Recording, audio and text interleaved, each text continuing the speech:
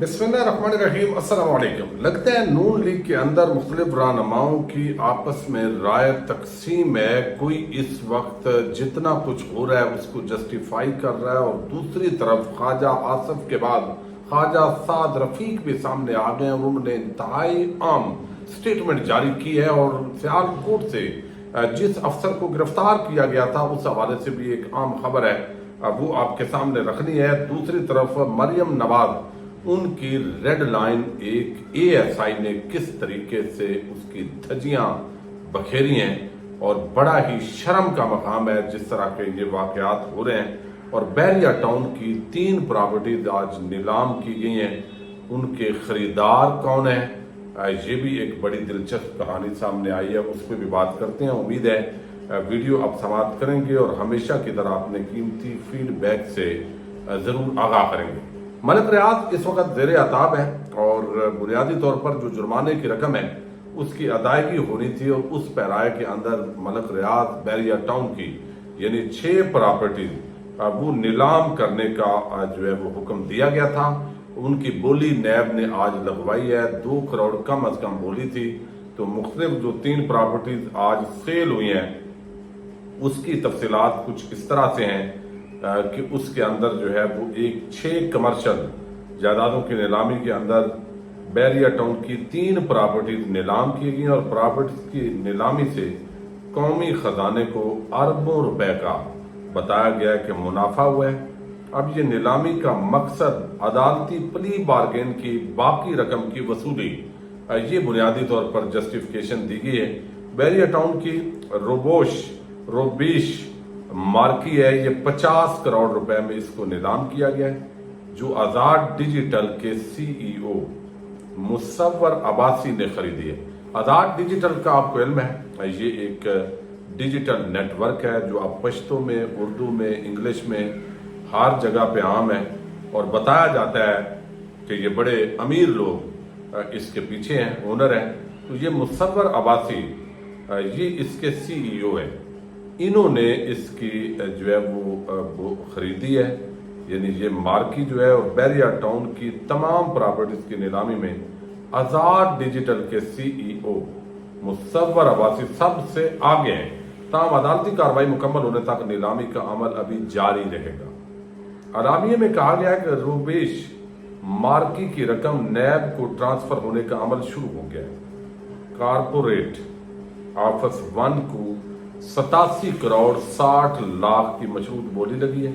Corporate office 2 की 88 करोड़ 15 लाख की मशरूत बोली वसूल हुई है, और कारपोरेट ऑफिस 1 और 2 की नीलामी की मंजूरी दी जानी बाकी है।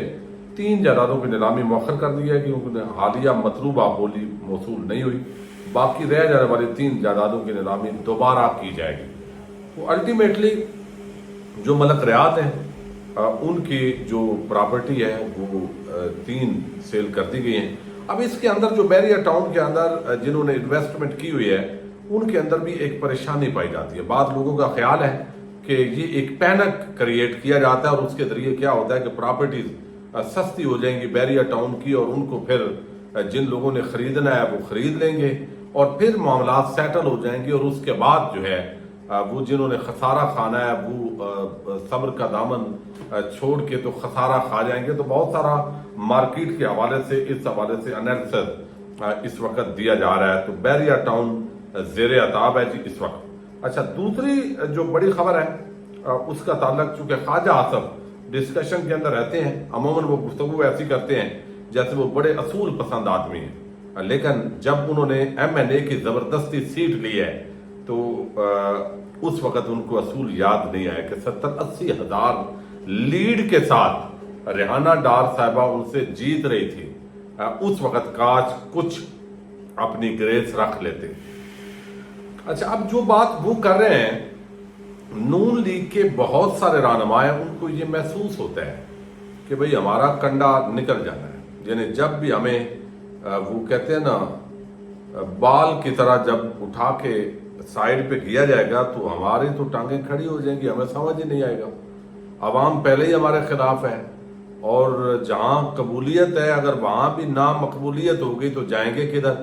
اب کچھ لوگ جو ہے عطا تارڑ ہوں، طلال چودھری ہوں یا اس طرح کے لوگ، وہ تو 4 سٹیپ آگے رہ کے بڑا زبردست اپنی پرفارمنس دے رہے ہیں کہ جیسے انہوں نے مستقل ہی رہنا ہے. ممکن ہے انہوں نے کل کو نون لیگ چھوڑنے کے حوالے سے تو بات ہم نہیں کہہ سکتے.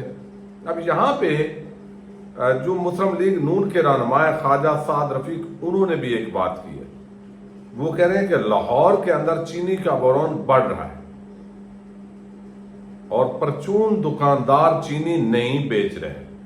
اب دیکھیں نا، گندم سکینڈل ہے، بجلی گیس مہنگی، اب یہ چینی سکینڈل، پہلے ایکسپورٹ پھر امپورٹ، اور ہر طرف سے منافع دھندے، اور سارا برداشت کس نے کرنا ہے؟ پیٹرولیم پرائسز لیوی بڑھا دی ہے، اور سب کچھ عوام، اس غریب عوام کو نچوڑنا ہے اور ان سے نکالنا ہے. اور اپنی عیاشیاں جو اشرافیہ بدماشیاں ہیں وہ دن بدن ان کی بڑھ رہی ہیں. یہ نہیں ہے وہ جو ایم این ایز مخصوص نشستوں پہ جن کو بنایا گیا ہے، کہا گیا ان کی پچھلی جو تنخواہیں ہیں، ابھی وہ سینیٹر نہیں بنے تھے، جو سینیٹرز کی بات کر رہا ہوں، تو وہ سینیٹرز ابھی بنے نہیں تھے، ان کو بننا تھا، تو پچھلی تنخواہیں بھی ساری ان کو ادا کی جائیں.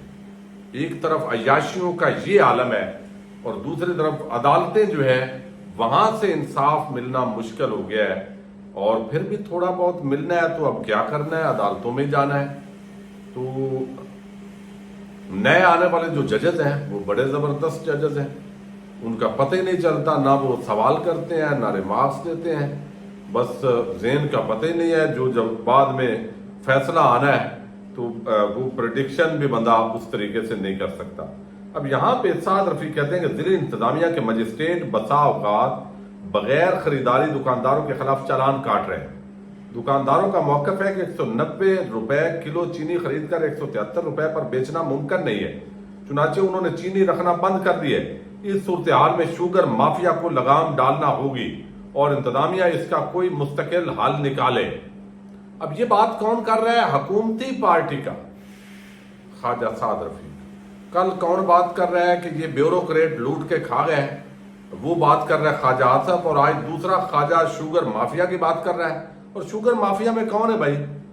شریف زرداری، جن کی شوگر ملے ہیں، سمپل بات ہے، جن کا شوگر انڈسٹری پہ کنٹرول ہے، زرداری ہیں، شریف ہیں، چودھری ہیں، ہارون اختر فیملی ہے، پھر اس کے اندر جو ہے وہ جہانگیر ترین بہت بڑا پلیئر ہے، خسرو بختیار ہے، اومنی گروپ ویسے ہی زرداری اور ان کے فرنٹ مین سمجھے جاتے ہیں، اور فوجی ہماری جو ادارے ہیں ان کی بھی وہ شوگر ملز ہیں.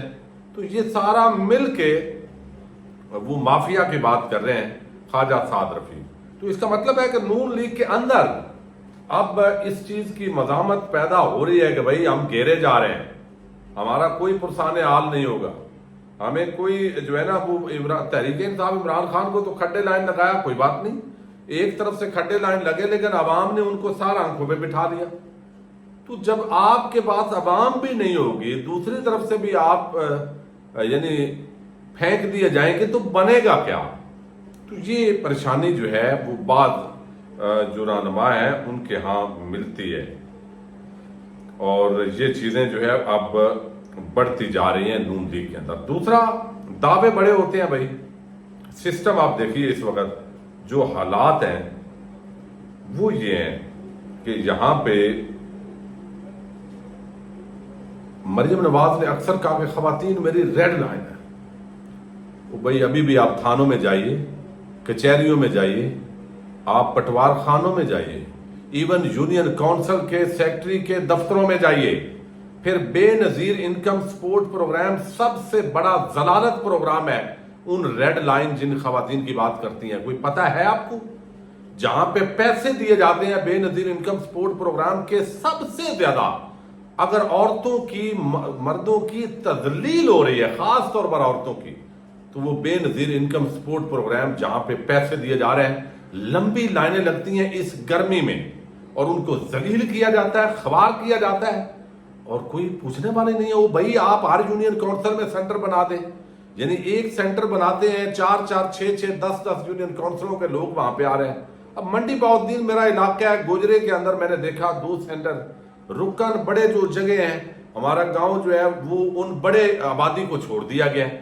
اب لائنیں، لمبی لائنیں لگی ہوتی ہیں، اور خواتین آتی ہیں بیچاری وہ 10,000 جو آپ نے 3 مہینے بعد 12,000 دینا ہوتا ہے تو وہ مرد ادھر موٹر سائیکل پہ ان کے انتظار میں کھڑے ہوتے ہیں اور تدلیل ہو رہی ہے، ریڈ لائن پار پاش ہو جاتی ہے، لیکن عمل درآمد کوئی نہیں، ذلیل کرنا ہے، لایا عمل کوئی نہیں ہے، غریبوں کی غربت کا مذاق اڑا رہے ہیں۔ وہ بھئی آپ ان کے اکاؤنٹ لیں، ایزی پیسہ لیں، اس میں پیسے ڈال دیں، بس سمپل بات ہے، ویریفیکیشن کریں، اس میں ضروری ہے آپ نے ان کو تدلیل کرنی ہے۔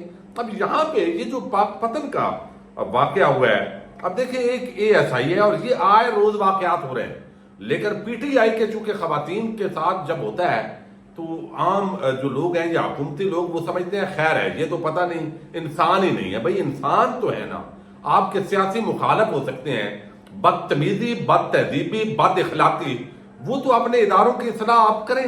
اب یہ پاک پتن کے اندر خاتون ہے، معاملہ جو بھی ہے، جتنی خاتون ساتھ کھڑی ہے پولیس اہلکار، لیکن وہ مطلب ہے ایک بدماش بن کے، یہ پاکستان نہیں، یہ پنجاب کی عورتوں کو ہاتھ ڈالا گیا ہے۔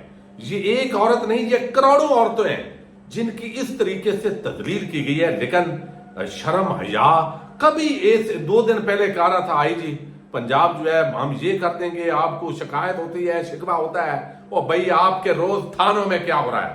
آپ نے کبھی دیکھا ہے شکایتوں کا آپ کرتے کیا ہیں؟ الٹا آپ جو ہے وہ ساری چیزیں چل رہی ہوتی ہیں۔ اب یہ پاک پتن میں واقعہ ہوا ہے اور بتایا گیا جی ہم نے اس کو معطل کر دیا ہے۔ وہ بھئی معطل نہیں، اس کو نوکری سے نکالو، اس کی تنخواہ فوراً بند کرو، اس میں کوئی تحقیق کی ضرورت ہے؟ یہ تو ثابت ہو گیا ہے نا کہ اس نے اختیارات سے تجاوز کیا ہے۔ اب باقی یہ ہوگا کہ جی اس عورت کا یہ جو بھی جرم تھا، یہ تو تجاوز کیا، غیر قانونی عمل کیا، تو یہ کیا ہوتا ہے؟ معطل کر دیا، بھئی فوراً 24 گھنٹے کے اندر ٹرمینیٹ جو لیٹر ہے اس کے ہاتھ میں پکڑاؤ اور پھر اس کو جیل میں ڈالو اور قانون کے مطابق اس کے خلاف کارروائی کرو۔ 8-10 ہر ضلع کے اندر اگر اس طریقے سے آپ ان کو ڈال کے کارروائی کر کے سزا دیں گے اور ان کی پینشن اور کوئی بھی مراحت ان کو نہ ملے تو کم از کم پھر کچھ شرم و حیا پیدا ہوگی۔ معطل ہوں گے، تھوڑا عرصے میں ہم بھول جائیں گے آج 2 دن بات کر کے، اور اس کے بعد ہم بات کریں گے ویسے ہی آپ نے پیکا فیکا، یہ عام لوگوں پہ کہ بات اصل لوگوں تک پہنچ نہ سکے وہ لگائے ہوئے ہیں۔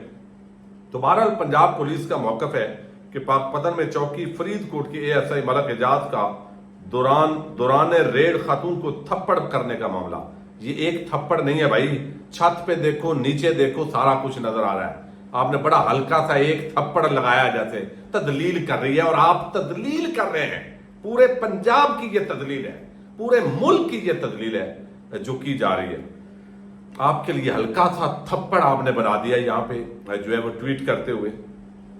DPO پاک پتن جاوید چدر نے متعلقہ پولیس اہلکار کو معطل کر دیا ہے، ASI کو گرفتار کر کے مقدمہ بھی درج کر لیا گیا ہے۔ وزیر اعلیٰ پنجاب مریم نواز کے ویژن کے تحت خواتین کا تحفظ ہماری اولین ترجیح، اختیارات سے تجاوز کرنے والے پولیس اہلکاروں کی پنجاب پولیس میں کوئی جگہ نہیں، کسی بھی شخص کو قانون ہاتھ میں لینے کی ہرگز اجازت نہیں دی جا سکتی۔ DPO پاک پتن جاوید چدر، اب یہ بیان آیا ہے اور مجھے اگر ایک سوال کر لیں، اگر یہ سوشل میڈیا پر نہ آتا تو جو روزانہ سینکڑوں اور درجنوں کے حساب سے جو تذلیل عورتوں کی ہو رہی ہے اس پہ قانون کیا کر رہا ہے، کتنے معطل ہو رہے ہیں، کتنوں کے خلاف کارروائی ہو رہی ہے۔ تو اس حوالے سے پنجاب پولیس کو، پنجاب حکومت اور ویسے ہی اوورآل تمام صوبوں کو یہ اقدامات کرنے ہوں گے۔ ہاں، اس ریڈ لائن کا فائدہ بعض جگہوں پہ، بعض کیسز کے اندر خواتین کو ڈھال بنا کے استعمال کیا جا رہا ہے، جہاں پہ مرد کو یہ بتانا ہوتا ہے کہ اس نے ہراس کیا ہے، اس نے یہ کیا ہے، اس جگہ پہ کہیں پہ ناجائز مقدمات بھی وہ بنائے جاتے ہیں، اور پولیس والوں نے خود کئی دفعہ وہ بتاتے ہیں جی یہ ریڈ لائن ہے، تو اس لیے ہم نے اس معاملے کے اندر بڑی سخت ہے پنجاب حکومت، جہاں پہ کسی مرد کو ناجائز مقدمے کے اندر پھنسانا ہو تو یہ پورا ایک میکانزم دیکھنے کی ضرورت ہے کہ کوئی جس نے جرم کیا ہے وہ بچے نا، جو اس پر ناجائز الزام ہے تو وہ دوسرے الزام لگانے والے کی بھی گرفت ہونی چاہیے۔ پاکستان زندہ باد۔